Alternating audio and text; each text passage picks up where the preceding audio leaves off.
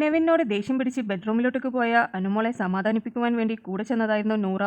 നൂറ അനുമോളോട് ചോദിച്ചു, നീ അവനോട് അങ്ങനെ വല്ലതും പറഞ്ഞിട്ടുണ്ടായിരുന്നോ?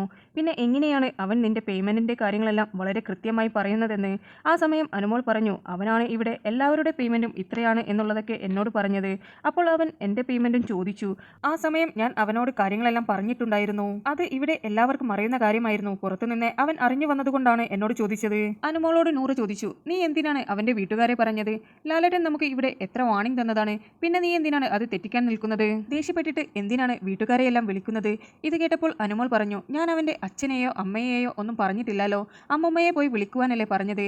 എന്തിനാണ് അവൻ എന്നെ ആർട്ടിഫിഷ്യൽ കുലസ്ത്രീ എന്ന് വിളിച്ചു നടക്കുന്നത്? അവൻ എന്നെ വിളിച്ചതുകൊണ്ടല്ലേ ഞാൻ അവന്റെ അമ്മമ്മയെ പറഞ്ഞത്. എന്തായാലും അനുമോളെ, നീ ചെയ്തത് വളരെ തെറ്റാണ്. അമ്മമ്മയായാലും അവന്റെ വീട്ടിലുള്ള ഒരു വ്യക്തി തന്നെയല്ലേ. അപ്പോൾ അവന്റെ വീട്ടുകാരെ വിളിക്കുന്നതിന് തുല്യമല്ലേ. നീ ഇനി എന്ത് ദേഷ്യം വന്നു കഴിഞ്ഞാലും വീട്ടുകാരെ വിളിക്കാൻ നിൽക്കണ്ട.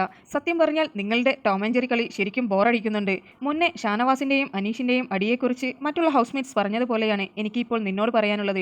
ശരിക്കും നിങ്ങളുടെ അടികൂടലും നന്നാവലുമെല്ലാം ശരിക്കും ബോറായി തുടങ്ങിയിട്ടുണ്ട്. ഇത് കേട്ടപ്പോൾ അനുമോൾ ഒന്നും മിണ്ടാതെ നിന്നു. എനിക്ക് നിന്നോടുള്ള സ്നേഹം കൊണ്ട് പറയുകയാണ്, ദയവ് ചെയ്ത് എന്ത് പ്രശ്നമുണ്ടെങ്കിലും വീട്ടുകാരെ ഇതിലേക്ക് വലിച്ചിടാൻ നിൽക്കരുത് എന്ന് പറഞ്ഞുകൊണ്ട് നൂറ എണീറ്റ് പോവുകയായിരുന്നു. നിങ്ങൾക്ക് ബിബിയുടെ പുതിയ അപ്ഡേറ്റ്സ് അറിയുവാൻ താല്പര്യമുണ്ടെങ്കിൽ എൻ്റെ ചാനൽ സബ്സ്ക്രൈബ് ചെയ്ത് സപ്പോർട്ട് ചെയ്യുക.